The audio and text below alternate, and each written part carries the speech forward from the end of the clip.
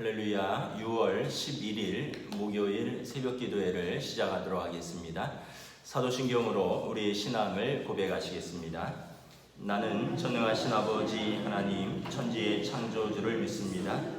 나는 그의 유일하신 아들 우리 주 예수 그리스도를 믿습니다.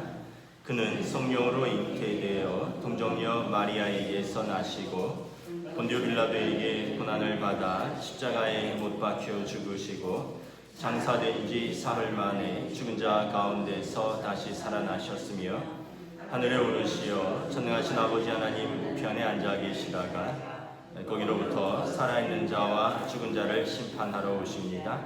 나는 성령을 믿으며 거룩한 공교회와 성도의 교제와 죄를 용서받는 것과 몸의 부활과 영생을 믿습니다. 아멘. 찬송가 286장 찬양하시겠습니다. 찬송가 286장입니다.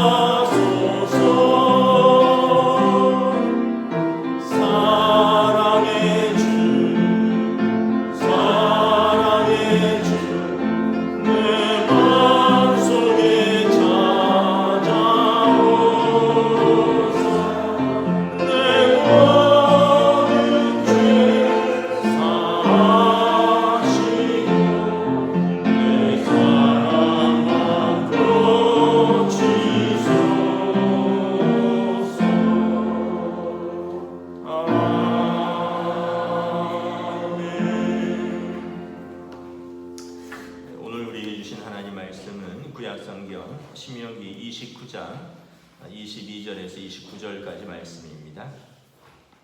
신명기 29장 22절에서 29절 말씀입니다. 다 찾으신 줄 알고 저와 여러분들이 한 절씩 교도하도록 하겠습니다. 너희 뒤에 일어나는 너희의 자손과 멀리서 오는 객이 그 땅의 재앙과 여호와께서 그 땅에 유행시키시는 질병을 보며 그 온 땅이 유황이 되며 소금이 되며 또 불에 타서 심지도 못하며 결실함도 없으며 거기에는 아무 풀도 나지 아니하니 일적의 여호와께서 진노와 격분으로 멸하신 소돔과 고모라와 아드마와 스보임의 무너짐과 같음을 보고 물을 것이요 여러 나라 사람들도 묻기를 여호와께서 어찌하여 이 땅에 이같이 행하셨느냐 이같이 크고 맹렬하게 노하심은 무슨 뜻이냐 하면 그때 사람들이 대답하기를 그 무리가 자기 조상의 하나님 여호와께서 그들의 조상을 애굽에서 인도하여 내실 때에 더불어 세우신 언약을 버리고 가서 자기들이 알지도 못하고 여호와께서 그들에게 주시지도 아니한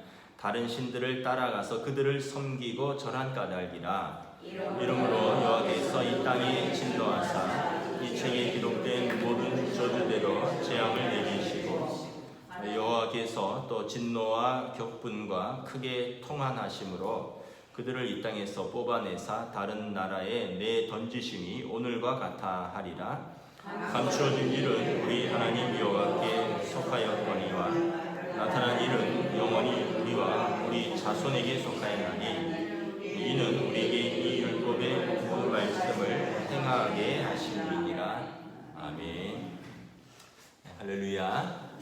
오늘도 새날을 주셨습니다. 하나님께서 은혜와 평강으로 함께하여 주시기를 기원합니다. 오늘은 언약을 깨뜨림이 심판의 이유라는 제목으로 말씀을 전하도록 하겠습니다. 어제 본문인 신명기 29장 10절부터 11절에 보면 모세가 이스라엘의 모든 사람들을 하나님의 언약의 맹세에 참여시킵니다. 지파의 장로들, 지도자에서부터 평민까지, 남자부터 여자까지, 어른부터 아이까지, 그리고 이스라엘 사람뿐만 아니라 그들에게 속한 객과 종에 이르기까지 모든 사람들, 그리고 13절 14절에서 보면 지금 그들의 조상들과 언약을 맺으셨던 하나님이 지금 그들과 언약을 맺으시고 그리고 앞으로 나타날 다음 세대까지 이 언약이 유효할 것이다 라고 말씀을 합니다. 그래서 이 언약은 어떤 시대에 특정한 사람들만이 아니라 이스라엘의 전 세대에 걸쳐서 모든 사람들과 맺은 것입니다. 또한 오늘 우리가 하나님과 맺는 언약이기도 합니다. 그래서 만약 이스라엘이 이 언약에 신실하면 하나님은 그들의 하나님 되고 그들은 하나님의 백성이 될 것입니다. 하나님의 인도와 보호하심과 그리고 복을 받을 것입니다. 그러나 만일 이스라엘이 언약을 깨뜨리면 성경에 나온 그 심판과 저주가 그들에게 임할 것이다 라고 모세는 분명하게 경고하고 있습니다. 그리고 실제적으로 어떤 심판과 어떤 재앙이 임하는가에 대해서 말씀을 하고 있습니다. 우리 22절, 23절 다시 한번 읽도록 하겠습니다. 시작. 너희 뒤에 일어나는 너희의 자손과 멀리서 오는 객이 그 땅의 재앙과 여호와께서 그 땅에 유행시키시는 질병을 보며 그 온 땅이 유황이 되며 소금이 되며 또 불에 타서 심지도 못하며 결실함도 없으며 거기에는 아무 풀도 나지 아니하니 옛적에 여호와께서 진노와 격분으로 멸하신 소돔과 고모라와 아드마와 스보임의 무너짐과 같음을 보고 물을 것이요. 언약을 깨고 하나님의 율법의 말씀에 불순종하며 우상 숭배를 한 이스라엘 백성에게 내린 심판은 주변 나라와 사람들이 놀랄 정도로 처참하다라고 말을 합니다. 23절에 보면 온 땅이 유황이 되고 소금이 되고 불구덩이가 된다 이런 표현이 있습니다.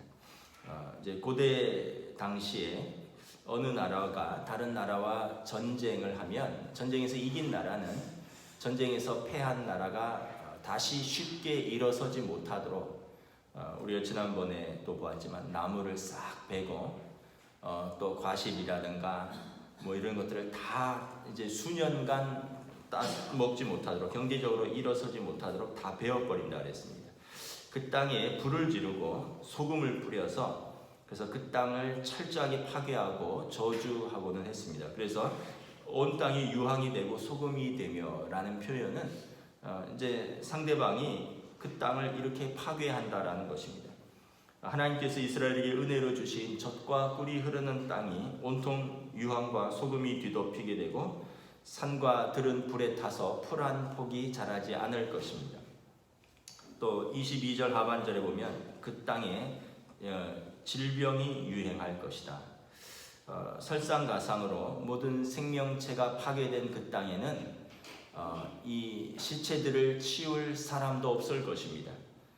결국 다시 사람이 살 수 없을 정도로 전염병이 돌고 그 땅은 철저하게 파괴되는 것입니다. 실제로 이스라엘 역사에 의해서 주전 752년에 아시리아에 의해서 북이스라엘의 수도 사마리아가 이렇게 파괴되었고, 또 주전 586년에 바벨론의 느부갓네살 왕에 의해서 남유다의 수도 예루살렘이 이렇게 파괴되었습니다. 또 주후 70년에 로마의 티토 장군에 의해서 유대인가 반란을 꾀한다는 죄목으로 이렇게 예루살렘에 돌 위에 돌 하나 남지 않고 철저하게 파괴가 되었습니다. 느부갓네살 왕 같은 경우는 솔로몬 성전의 기둥에 금을 가져가려고 불을 지르고 금을 녹여서 이제 가져갔다라는 기록이 있습니다. 그러니까 철저하게 짓밟고 불타고, 그리고 이제 그 포로 후기의 그 예언서들을 보면 그 땅에 사람들을 포로로 잡아가서 젊은이들은 똑똑한 사람들, 일할 수 있는 사람들은 다 포로로 잡아고 그 땅에는 노인들, 병든 사람들만 남아서 땅을 재건할 수 없도록, 그 땅에 승냥이가 살고 수목이 우거져도 아무도 그 땅을 재건할 수 없었다라고 기록을 하고 있습니다. 이렇게 하나님의 언약을 깨면 심판이 있다라는 것입니다. 그러나 이 모든 심판에는 이유가 있습니다. 우리 24절, 25절, 26절 우리 저와 여러분이 한번 교도하겠습니다. 여러 나라 사람들도 묻기를 여호와께서 어찌하여 이 땅에 이같이 행하였느냐, 이같이 크고 맹렬하게 노하심은 무슨 뜻이냐 하면, 그때 사람들이 대답하기를 그럼 우리가 자기 조상의 하나님 여호와께서 자기의 조상을 애굽에서 인도하여 내실 때에 더불어 세우신 언약을 버리고 함께 있습니다. 가서 자기들이 알지도 못하고 여호와께서 그들에게 주시지 아니한 다른 신들을 따라가서 그들을 섬기고 절한 까닭이라. 이제 이방인들이 수군거리면서 물을 것입니다.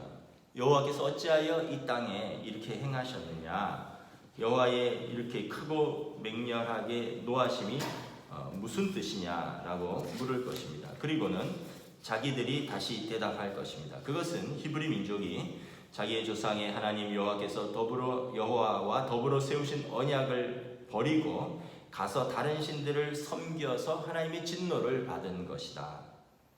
그래서 27절 28절에 보면 하나님의 언약을 깬 이스라엘에게 하나님이 진노하시고 재앙을 내리시고 그들을 이 땅에서 뽑아내서 다른 나라에 내던지신 것이다 라고 이방 민족들이 대답할 것이다 라는 것입니다. 언약 백성이 하나님의 언약의 말씀을 떠나면 경건하지 못한 이방인들까지도 이스라엘 민족이 하나님을 얼마나 슬프게 했는지 증언할 것이다 라고 말하는 것입니다. 오늘 이 시대에도 마찬가지입니다. 우리가 하나님의 자녀로서 언약 백성답게 살면 세상이 우리를 하나님의 자녀로 인정할 것입니다. 그러나 만일 우리가 하나님의 언약 백성답게 살지 못하면 세상이 우리를 하나님의 자녀로 인정하지 아니하고 멸시할 것입니다. 오늘 본문인 그 생명의 말씀의 그 책에 보면 이제 묵상 에세이라는 글에 철학자 안병욱 교수의 글을 제가 좀 인용하겠습니다. 덕이란 것이 있는데 우리 앞에는 각자 가야 할 길이 있다. 길을 계속 가려면 힘이 있어야 한다. 우리는 길을 가기 위해서 힘을 길러야 한다. 그 힘은 바로 덕이다. 덕은 인간의 정신적 능력이다. 덕은 영어로 virtue죠. 라틴어 비르투스에서 왔는데 비르투스는 씩씩한 것, 남자다운 것을 말한다. 덕은 능력의 탁월성이요 기능의 우수성이다. 덕은 선을 행할 수 있는 능력이다. 의사의 덕은 환자를 사랑하는 마음이요 병을 잘 고치는 능력이다. 집을 잘 짓는 목수는 덕이 있는 목수요 집을 안전하고 튼튼하게 짓지 못하는 목수는 덕이 없는 목수이다. 덕을 갖춘 교사가 학생을 가르치는 데 뛰어난 능력을 발휘할 수 있다. 여러분 마찬가지입니다. 그러니까 주부는 살림을 잘하면 덕이 있는 주부입니다. 신앙인 역시 그렇습니다. 강준민 목사님께서 죄를 이기고 말씀대로 살기 위해서 신앙인도 이러한 덕이 있어야 된다는 거죠. 힘을 갖추고 있어야 된다는 것입니다. 세상 권세를 두려워해서 세상과 타협하려고 한다면 세상에서도 우리는 멸시받게 될 것입니다. 그러나 크리스찬들이 주님의 말씀을 따를 때 덕이 나타납니다. 우리의 덕은 주님을 향한 일편당심, 충절에서 나옵니다. 그런 힘을 구할 때 주님만을 신실하게 따를 때 주님께서 우리에게 맡기신 과업, 사명을 힘있게 감당할 수 있다라고 말씀하고 있습니다. 그래서 여러분 우리가 하나님의 백성의 덕은 하나님의 말씀대로 살 때 거기에서 힘이 나오고 능력이 나오고 그리고 사람들로부터 인정을 받는 것입니다. 만약 우리가 하나님의 말씀의 언약을 우리가 깨뜨리고 불순종하면 세상 사람들이 볼 때 우리에게 하나님의 자녀의 덕을 찾아볼 수가 없는 것입니다. 29절을 함께 봉독하도록 하겠습니다. 시작. 감추어진 일은 우리 하나님 여호와께 속하였거니와 나타난 일은 영원히 우리와 우리 자손에게 속하였나니 이는 우리에게 이 율법의 모든 말씀을 행하게 하심이라. 신명기 29장 29절 말씀은 제가 신명기 10장 13절 말씀, 신명기 33장 29절 말씀과 함께 제가 아주 좋아하는 말씀입니다. 신명기 10장 13절은 하나님께서 우리의 행복을 위하여 하나님께서 말씀과 규례와 복도를 주셨다는 것이죠. 신명기 33장 29절은 이스라엘아 너같이 행복한 백성이 어디 있느냐, 하나님께서 너를 구원하시지 않았느냐, 우리 교회 올해의 표이기도 합니다. 신명기 29장 29절은 여러분들도 기억하시면 좋을 것 같습니다. 29장 29절이니까 아주 외우기가 좋습니다. 감추어진 일은 우리 하나님 여호와께 속하였거니와 나타난 일은 영원히 우리와 우리 자손에게 속하였나니. 이 세상에는 감추어진 일과 나타난 일이 있습니다. 원문에 보면 감추어진 일은 덮여진 일이라는 단어고 드러난 일은 덮이지 않은 것입니다. 그러니까 감추어진 일은 덮여진 것은 하나님의 계시로 드러나지 않은 일을 말합니다. 영어로 reveal이 우리가 계시라는 단어인데 뜻이 뭐냐면 수건 같은 걸로서 덮여진 것을 이렇게 거두어서 드러내다, 나타내다라는 것입니다. 보자기나 수건으로 뭔가 덮여져 있잖아요. 그것을 이렇게 거두어서 그 안에 것이 무엇인지 드러내고 나타내는 것이 계시입니다. 그래서 계시록이 revelation, reveal의 명사형이 계시입니다. 그러니까 하나님께서 우리에게 어떻게 보면 이 세상에 하나님의 오묘한 진리와 일을 우리가 다 이해할 수 없다는 것입니다. 우리의 이성과 깨닫는 마음과 듣는 귀, 보는 눈이 있지만 어떤 것은 우리가 알 수도 없고 이해할 수도 없는 덮여진 것에 범주가 있다는 것입니다. 예를 들면 뭐가 있을까요? 악인이 형통하고 의인이 고난을 받는 것. 여러분 이것은 우리가 참 깨닫기 어렵죠. 또 성경에 보면 요한복음에 예수님 시대에 나면서부터 소경으로 된 자들, 이 일도 여러분 우리가 깨닫기가 어렵습니다. 또 제자들이 예수님께 물었습니다. 로마의 억압자들로부터 해방될 때가 언제입니까? 그때가 언제입니까? 얼마나 이것이 그들이 오랫동안 기다리고 소망하는 때입니까? 그러나 예수님께서 그들의 고통스러운 질문에 대해서 이것은 하나님께 덮여진 것에 속한 일이라고 말씀을 합니다. 이것은 너희의 알 바 아니요 이렇게 말씀을 합니다. 그 때와 시는 너희의 알 바가 아니다. 그러니까 여러분 우리가 종말에 대해서는 우리의 것이 아닙니다. 그것은 덮여진 것입니다. 우리가 그걸 자꾸 알고 언제다 또 그런 계시를 받았다 내가 그것을 보았다 그것을 내가 들었다 이것은 하나님께 속한 것을 내가 보았다라고 이야기를 하는 것입니다. 하나님께서 분명히 우리에게 모든 것을 알리지 않으셨습니다. 아무리 경험이 많은 사람도 아무리 지식이 뛰어난 사람도 아무리 성경을 많이 연구했다 할지라도 모든 하나님의 것을 알고 모든 것을 깨닫는 사람은 없습니다. 영적으로 성숙했다고 할지라도 우리가 하나님의 뜻을 다 알 수 있는 것이 아닙니다. 의도적으로 하나님께서 덮어두신 것들이 있습니다. 그리고 이것은 주님이 다시 올 때 바울 사도가 말씀하신 것처럼 지금은 우리가 그림자를 보듯이 희미하나 거울을 보는 것 같이 희미하나 그때는 우리가 얼굴과 얼굴을 대면하여 보듯이 명확하게 알 것입니다. 그때는 감추어진 일이 덮여진 것이 그때 주님 다시 오셔서 우리에게 명백하게 보여주실 것입니다. 그러므로 우리는 덮여져 있는 일도 있지만 하나님께서 덮지 아니하시고 드러낸 일들이 훨씬 더 많습니다. 그것은 여러분 하나님의 말씀입니다. 성경입니다. 우리를 통해서 또 우리에게 기도할 때 우리에게 깨닫게 해주신 하나님의 뜻들이 있습니다. 그러므로 우리는 감추어진 일, 하나님께 속한 일에 대해서는 그것은 영적인 신비이고 이것은 하나님의 영역이고 우리에게 드러난 일, 명확하게 드러난 일, 성경의 말씀 또 우리가 기도하면서 깨닫게 된 것들 이런 것들에 대해서 세 가지 태도를 취해야 합니다. 첫째는 그것을 귀중히 여겨야 합니다. 우리에게 속하였다는 것은 우리에게 주셨다라는 것입니다. 여러분 성경을 읽어도 깨닫지 못하는 사람들이 많이 있습니다.